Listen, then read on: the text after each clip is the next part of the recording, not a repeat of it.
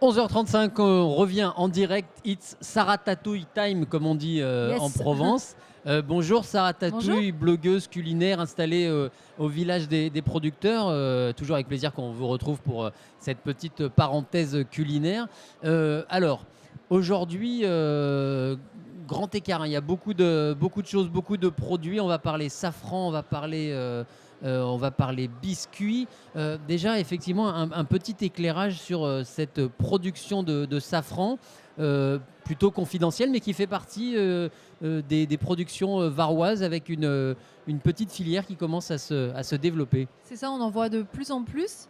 Et ce safran vient de Roquebrussan. La Roquebrussan, voilà, la entre Brignoles et Toulon. Voilà, et le producteur est, comme d'habitude, installé au village des producteurs pour la semaine. J'ai voulu mettre en avant son sirop de safran qui m'a fait goûter hier et du coup j'avais fait ce petit dessert, il m'a rajouté la goutte de sirop de safran et ça change tout. Donc c'est du safran qui est infusé dans du sirop. Comment ça se passe? Alors je crois que c'est du sirop, c'est sucré, hein, avec une infusion de safran. Donc c'est léger quand même, mais on a quand même ce petit goût safrané.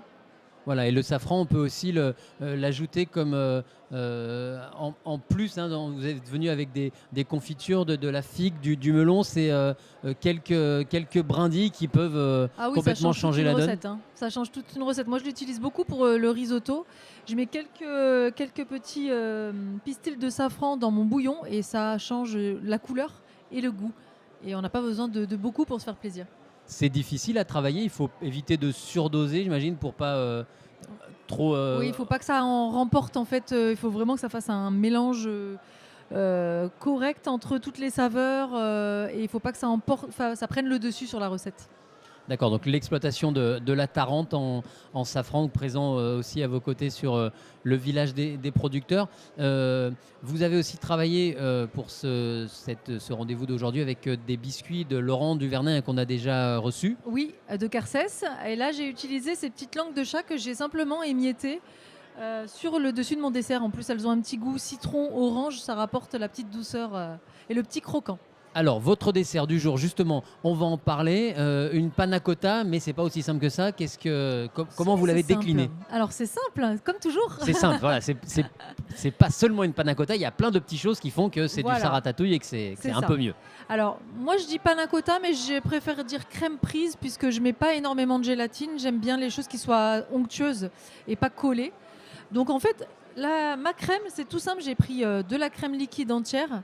Donc pour les doses, allez, j'ai pris 500 ml de crème que je n'ai pas sucrée puisque je l'ai sucrée avec de la confiture de lait. J'ai rajouté 2 cuillères à soupe, de belles cuillères à soupe de confiture de lait.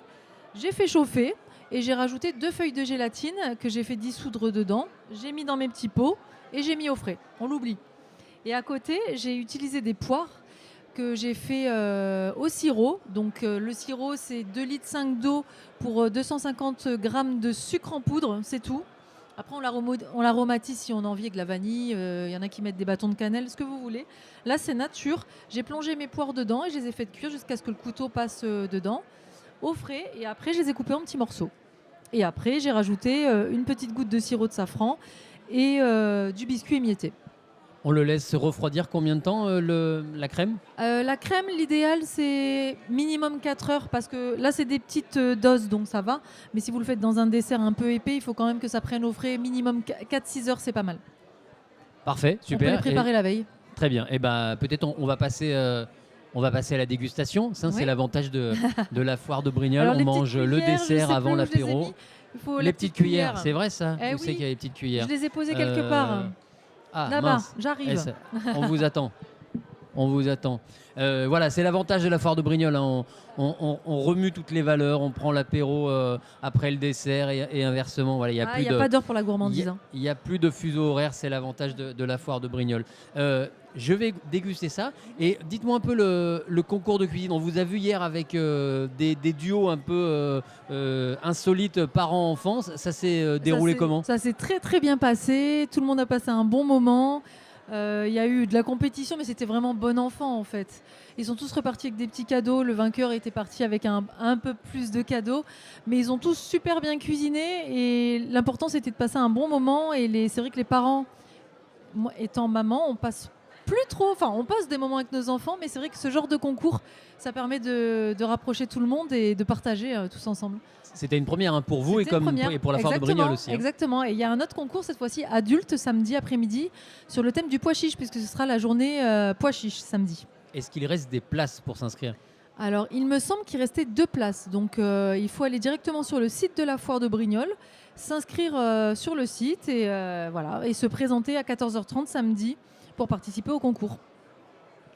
Parfait. Bon, en attendant, je vous laisse parler, je me régale. La crème, elle est aérienne, légère comme Oui. tout. La poire, ça amène la petite touche de fraîcheur. Impeccable. Les garçons de l'équipe technique, On valide il en alors. restera pour vous tout à l'heure. Merci Sarah Tatouille. Avec plaisir, comme à demain. d'habitude. On vous À retrouve demain. évidemment toute la journée sur votre stand au village des producteurs et à demain pour une nouvelle expérience culinaire. Merci beaucoup. Avec plaisir, à demain.